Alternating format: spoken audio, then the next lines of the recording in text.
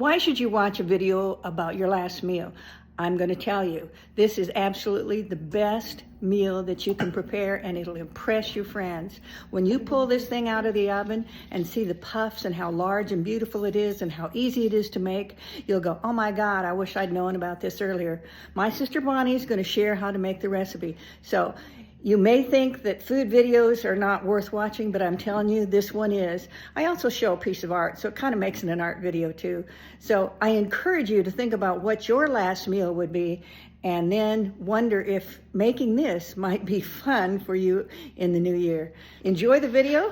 I go on wildly, but Bonnie does a great job in sharing the recipe. Have a great, happy holiday, and remember, eating great food and being happy is what life is all about. Have you ever wondered what your last meal would be? I can tell you what mine would be immediately. Maailman paras aamiainen, kropsua, joka tunnetaan myös nimellä suomalaiset pannukakut. If you're from Finland, you know what that says. It says Kroupsa, the Dutch baby. The Finnish pancake would be my favorite. What would you choose for your last meal? Without hesitation, I would share and eat Kroupsa. Kroupsa is a Finnish delicacy that's been a tradition in my family, and my sister Bonnie taught me how to make it this week. And hey, you lucked out. I'm going to share this with you.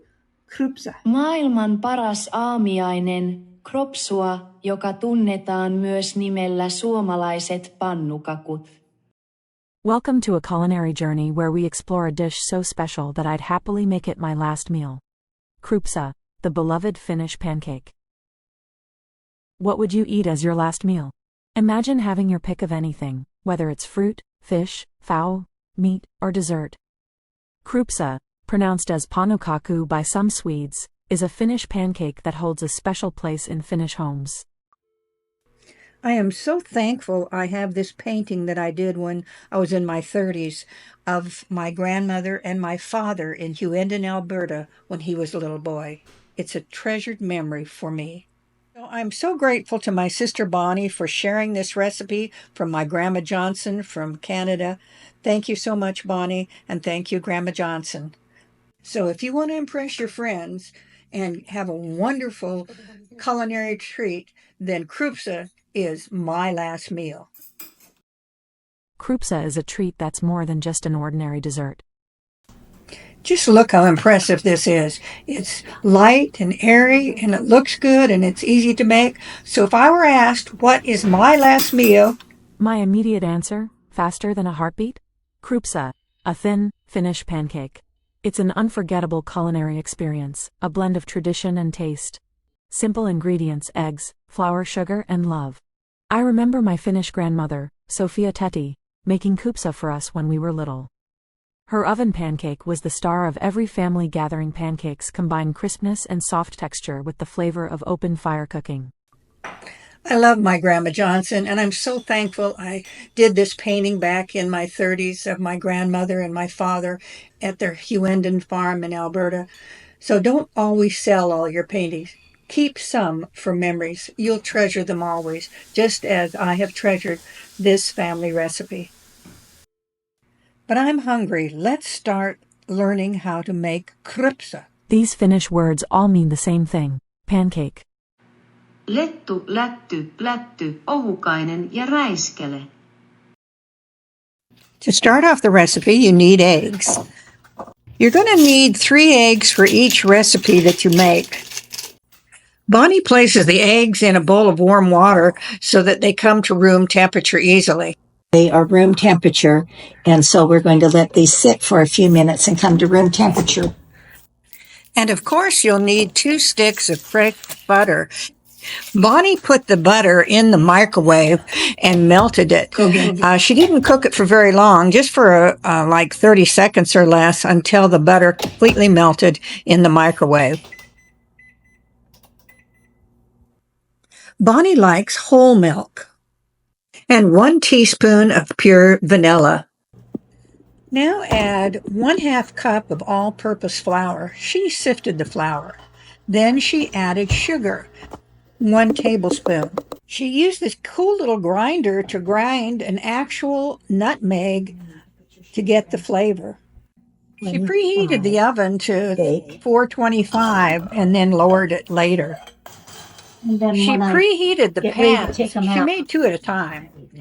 She used a Ninja mixer, but you can use a bowl. Because those And she just mixed all the ingredients together, adding the eggs. She added the eggs to the blender one at a time. She actually made 2 blenders at the same time so I could have my separate pan of Kroupsa. It's really cool how you can work together and save time by making 2 mixes at the same time. Then she added the half a cup of flour to each of the blenders. And then she, of course, added the half cup of milk to each of the blending containers. Of course, the great flavor of the pure vanilla was added 1/2 teaspoon at a time. I love these large tablespoons. I dropped one on the floor and broke it. I was so upset. She added the sugar to the recipe. Bonnie keeps her recipe right on her phone, which I thought was cool. I guess I'm going to have to reorder these beautiful measuring spoons. I love that they were different colors. And then she ground the nutmeg directly into the containers. Bonnie works very quickly and efficiently. You can tell she's made this recipe many times. The nutmeg smelled so good. She didn't even measure, she just ground it. And then she stirred up her preheated butter very carefully, and then using these wonderful measuring spoons, she added the melted butter 1 tablespoon at a time to the blending unit. Our sister could eat a whole one. Then she put the lids on the Ninja bullets and proceeded to blend them. It's a really great way to quickly blend. You can use a bowl, but I like the blender method. So now we're ready to blend the other blending unit. And we blended that together. Now both of the recipes are completely mixed together and ready to place in our pan. So we are just removing the lids and now shaking lightly and reblending one more time just to make sure. You got to always be careful how you blend things. But don't overblend it, Bonnie said. Then she pulled out the pans using her beautiful rubber gloves. I got to give you the link to these gloves. The oven was very hot.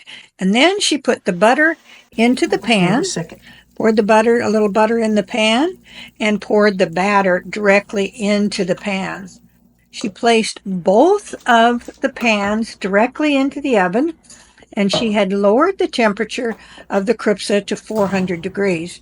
I like these individual pans. I'm going to give you a link for those as well. It's so nice to see that. And then she set her oven and the baking time, which was about 20 minutes. I was so excited, and I really looked forward to it. These are the gloves. I really suggest you get them. They're rubber, and they're so wonderful and so convenient, and they protect your hands. You can never be too careful. So when the recipe was ready, I was so excited. Look at this. You're not going to believe it. Oh, my God. Look at how puffed up they are. The butter's in the middle. They're puffed up like great big Dutch baby Finnish pancakes called Kroupsa. 1 for each of them, each of us. This is so spectacular. Can you imagine how you're going to impress your friend? I'm going to show you this one more time because it's so impressive. To open the oven door, if you can wait until your guests are at your home and you can simply pull out their Kroupsa from the oven, but they're so large you could actually cut this up into 4 individual servings. Is that beautiful? Fluffy. And she tests it by placing a knife into the center And if it sticks, it's not done, she said. So it's done. 20 minutes was the perfect amount of time. Look how beautiful this is with the crispy edge and the butter floating in the bottom. Both. I am so hungry and ready to eat. Now she takes a lemon and she slices up the lemon into 4 pieces and gets our mama's rose plates and places each of us a finished Kroupsa on the beautiful plate. It is gorgeous. And she carefully removed both of them onto the plate. Then she took some sugar. I forgot to mention that. Confectioner's sugar, and sprinkled confectioner's sugar across. She said if you want it to be perfect, you can put it in a sifter. But it worked perfectly for me. I was so hungry and I was ready to eat. I was hungry. And then she squeezed the lemon directly onto the pancake and put the remaining piece beside in case we both wanted a little bit more lemon for our finished pancake. Wow.